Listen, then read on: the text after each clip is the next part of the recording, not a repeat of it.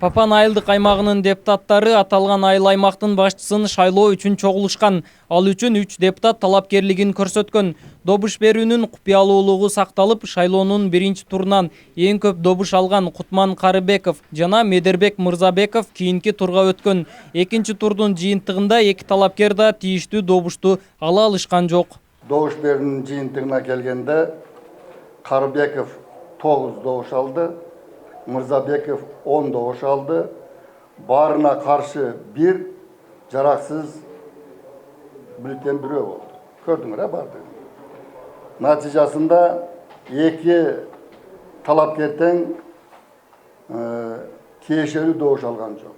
Папан айылдык аймагында 21 депутат бар. Шайлоо мыйзамына ылайык талапкер добуштардын 50%-нан көбүн алган учурда гана шайлана алат. Бүгүн көрсөтүлгөн талапкерлер бул пайыздык чекти ала албагандыктан шайлоо жыйынтыгы жокко чыгарылып, айыл өкмөт башчысы шайланбай калды. Бүгүнкү күнү Папан айылдык өкмөтүнүн жетекчилигине эч ким шайланган жок. Эми биз бул маалыматты борбордук шайлоо комиссиясына беребиз. Ал жерде алар буну карап, өздөрү кошумча дагы графиктерин айтат, качан өткөрүш керек. Ошонун негизинде биз кайдадан шайлоо өткөрөбүз. Бирок бүгүнкү коюлган 3 талапкер өздөрүнүн кандидатураларын эми кое албайт. Мындай жыйынтыкка жергиликтүү шайлоочулар нааразычылыгын билдиришти. Алар айылдык кеңештин депутаттары ичара кызыкчылыктын айынан айыл өкмөт башчысы тандалбай калганын айтышууда. Силер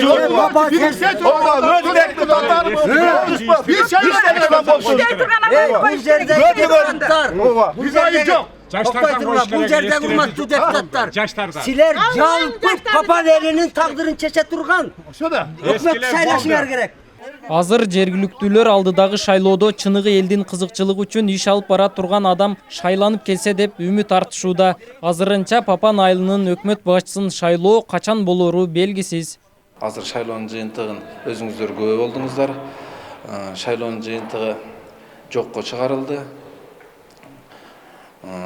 Бул жерде кандидаттар тууралуу айтып кетсем, кандидаттардан депутаттар көрсөткөн кандидаттар дагы бар эле, эл көрсөткөн кандидаттар дагы бар эле.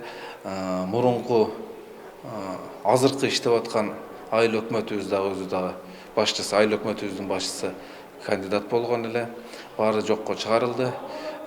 Эми Алла насип кылса, Кудай кааласа, экинчи шайлоону өткөзөбүз. Эл көрсөткөн кандидатты шайлап беребиз деген үмүттөмүн.